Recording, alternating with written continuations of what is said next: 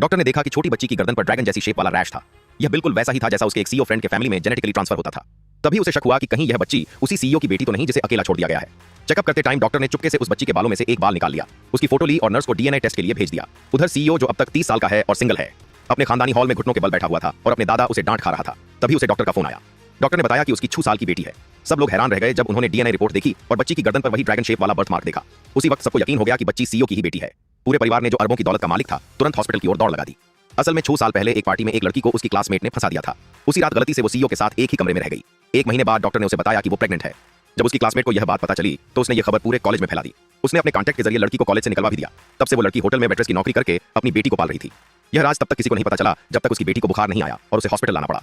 अब सीईओ के पूरे खानदान में हड़कंप मच गया। सीईओ ब्लैक सूट पहने अपने बॉडीगार्ड्स के साथ हॉस्पिटल में घुसा। रास्ते में उसकी उस लड़की से टकराहट हुई और उसने उसे पहचाना ही नहीं। डॉक्टर ने प्राउड होकर अनाउंस किया कि उसने सीईओ की बेटी को ढूंढ निकाला है। लेकिन जैसे ही वार्ड का दरवाजा खोला अंदर कोई नहीं था। सबको समझ आ गया कि लड़की और उसकी बेटी पहले ही वहां से निकल चुके हैं। सीईओ ने तुरंत अपने बॉडीगार्ड्स को हॉस्पिटल के सारे गेट सील करने को कहा। किसी भी हालत में उन्हें ढूंढ निकालने का ऑर्डर दे दिया। इसी बीच सीईओ का दादा जो कि चलने में थोड़ी परेशानी झेल रहा था हॉस्पिटल के रास्ते में था। तभी एक फीमेल ड्राइवर ने उसे रोड क्रॉस करते हुए टक्कर मार दी। ड्राइवर को यह तक परवाह नहीं थी कि वो घायल है या नहीं, उल्टा वो उसका मजाक उड़ाने लगी कि उसके पास हॉस्पिटल का बिल देने तक के पैसे नहीं होंगे। तभी अचानक छोटी बच्ची वहां आई और बोली कि ये तो जिब्रा क्रॉसिंग है और गलती ड्राइवर की है, उसके दादा की नहीं। यह सुनकर ड्राइवर गुस्से में आ गई और बच्ची को सबक सिखाने आगे बढ़ी। उसी वक्त बच्ची की मां वहां पहुंच गई, लेकिन उसे यह पता नहीं था कि वही ड्राइवर उसकी पुरानी क्लासमेट है जिसने सालों पहले उसे फंसाया था। लेकिन उस औरत ने कहा कि वो पहले ही पुलिस को कॉल कर चुकी है और ड्राइवर को कहा कि तुरंत यहां से निकल जाए, वरना ट्रैफिक रूल्स के हिसाब से पैदल चलने वालों को रास्ता न देने पर पूरी गलती उसी की मानी जाएगी। उसे 200 युआन का फाइन देना पड़ेगा और उसके 2 लाइसेंस पॉइंट्स भी कट जाएंगे। ये सुनकर पुरानी क्लासमेट को बस गालियां देते हुए वहां से भागना पड़ा। जब दादाजी को उठाकर खड़ा किया गया, उन्होंने उस समझदार सी बच्ची को देखा और सोचा कि अगर उनकी परपोती मिल गई है तो वो जरूर इस बच्ची जैसी ही स्मार्ट और प्यारी होगी।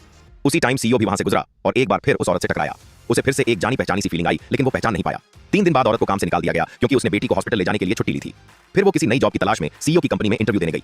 लेकिन उसे क्या पता था कि इंटरव्यू लेने वाली वही पुरानी क्लासमेट थी जिसने उसका रिज्यूमे वही फाड़ दिया और कहा कि इतनी गिरी हुई औरत को उनकी कंपनी कभी हायर नहीं करेगी।